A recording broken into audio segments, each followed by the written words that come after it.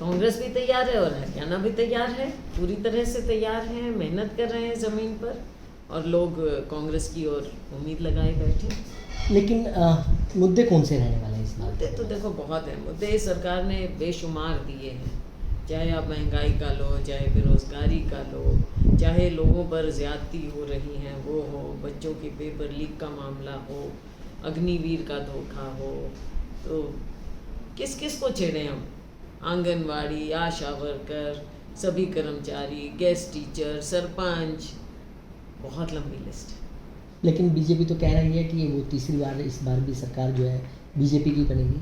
अरे देखो, लोगों को कुछ तो कहना है उन्होंने, वरना अपनी कमज़ोरी को पहचानते हुए मुख्यमंत्री का चेहरा ना बदलते चुनाव के एकदम पहले। तो वो जान गए हैं कि उनकी कमज़ोरी आ चुकी है, 10 साल हो गए, अब लोग नई सरकार कांग्रेस की बनाएंगे।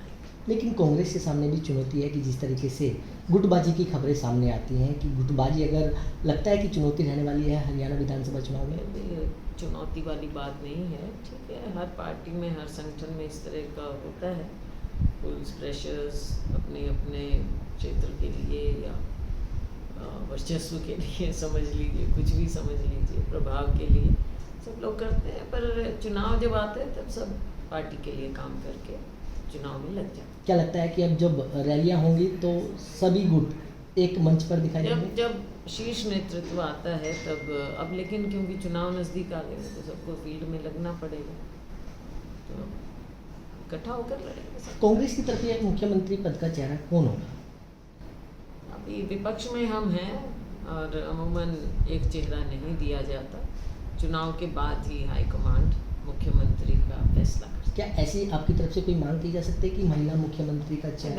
ऐसे मांग से थोड़ा ही होता है, तो हाईकमांड फैसला करेगा, मांग थोड़े की जाए। कांग्रेस भी तैयार है और हरियाणा भी तैयार है, पूरी तरह से तैयार हैं, मेहनत कर रहे हैं ज़मीन पर और लोग कांग्रेस की ओर उम्मीद लगाए बैठे। लेकिन मुद्दे कौन से रहने वाले हैं इस बार? मुद्दे तो देखो बहुत हैं, मुद्दे सरकार ने बेशुमार दिए हैं, चाहे आप महंगाई का लो, चाहे बेरोज़गारी का लो, चाहे लोगों पर ज़्यादती हो रही हैं वो हो, बच्चों के पेपर लीक का मामला हो, अग्निवीर का धोखा हो, तो किस किस को छेड़ें हम?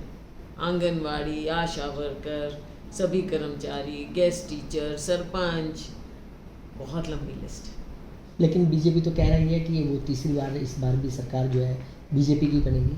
अरे देखो, लोगों को कुछ तो कहना है उन्होंने, वरना अपनी कमज़ोरी को पहचानते हुए मुख्यमंत्री का चेहरा ना बदलते चुनाव के एकदम पहले। तो वो जान गए हैं कि उनकी कमज़ोरी आ चुकी है, 10 साल हो गए, अब लोग नई सरकार कांग्रेस की बनाएंगे।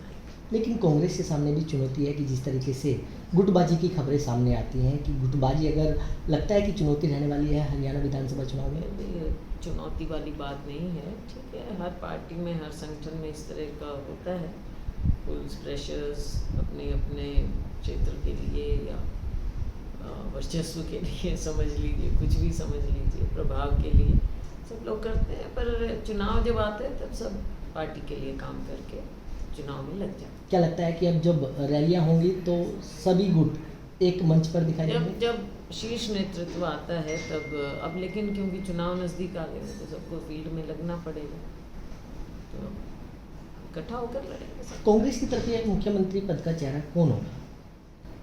अभी विपक्ष में हम हैं और अमूमन एक चेहरा नहीं दिया जाता, चुनाव के बाद ही हाईकमांड मुख्यमंत्री का फैसला करती है। क्या ऐसी आपकी तरफ से कोई मांग की जा सकती है कि महिला मुख्यमंत्री का चयन? ऐसे मांग से थोड़ा ही होता है, तो हाईकमांड फैसला करेगा, मांग थोड़े की जाए। देश दुनिया की हर खबर सबसे पहले देखने के लिए फॉलो करें Dainik Savera TV, YouTube, Facebook, Instagram, X और व्हाट्सएप चैनल पर।